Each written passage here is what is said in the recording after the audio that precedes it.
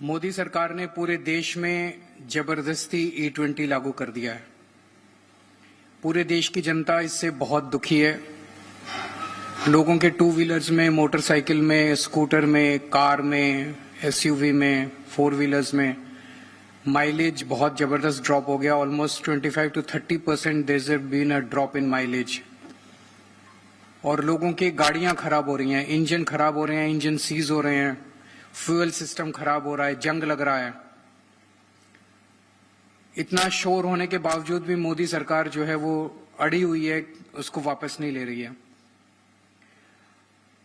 गोवा के लोग डिस्प्रपोर्शनेटली ज्यादा इस डिसीजन से अफेक्टेड हैं। Nationally almost 7% households own a car. But in Goa, almost 45% families own a car. In Goa, almost 86% people own a two-wheeler. Obviously, there's an overlap. कई घर ऐसे हैं जिसमें four-wheeler भी है, two-wheeler भी है. लगभग 86% of families in Goa own a two-wheeler.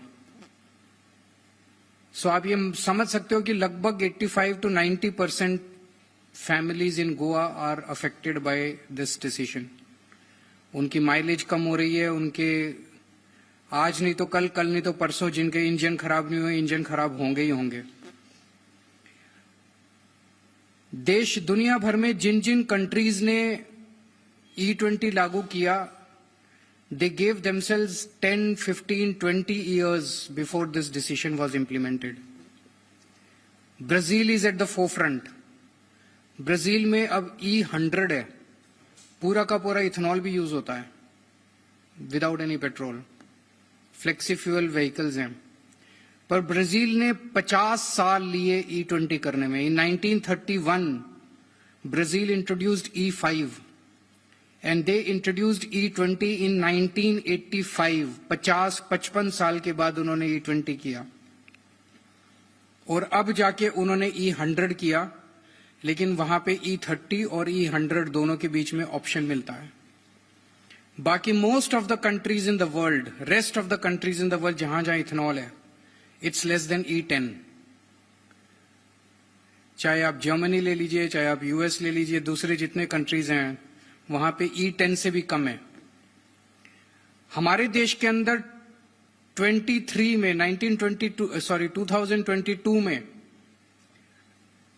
Government ने डिसाइड किया कि हम 2025 में इसको लागू कर देंगे within 3 years। Our government gave merely 3 years to implement E20। 3 साल में नहीं हो सकता। जितने पेट्रोल पंप है उनके स्टोरेज टैंक्स E20 के लिए रेडी नहीं है। उसमें जब पेट्रोल डालते हैं तो उसमें मॉइस्चर अलग हो जाती है, इथेनॉल अलग हो जाता है और पेट्रोल अलग हो जाता है। तो कई लोग ऐसे हैं जिनकी टंकी के अंदर पानी ही भरा जाता है, तो उनकी गाड़ी सीज हो जाती है। इसी तरह से जो ऑयल टैंकर्स हैं, जो ऑयल कंपनी से टैंकर लेके आते हैं पेट्रोल पंप पर, they have to be specially designed for that. The vehicles have to be specially designed for. वो कुछ नहीं किया, ना पेट्रोल पंप डिजाइन किए, ना पेट्रोल पंप चेंज किए, ना ऑयल टैंकर्स चेंज किए, ना व्हीकल चेंज किए। हमारे मोदी सरकार ने जबरदस्ती इसको लागू कर दिया, थोप दिया पूरे देश के अंदर। तो अगर ऐसा किया तो ऑब्वियसली आज ethanol is more expensive than petrol. Raw oil जो है वो 50 रुपए प्रति लीटर है और इथेनॉल 70 रुपए प्रति लीटर है। तो ethanol is more expensive than petrol. Ethanol is less energy, gives less calorific value, less mileage than petrol. Then why is Modi government imposing ethanol on the country? एक बड़ी बात है कि क्यों कर रहे हैं, जबरदस्ती क्यों कर रहे हैं? जब लोग दुखी हैं, इसका कोई फायदा नहीं है लोगों को, तो क्यों कर रहे हैं?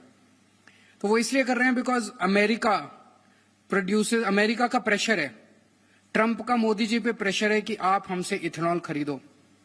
USA is the largest producer of ethanol in the world.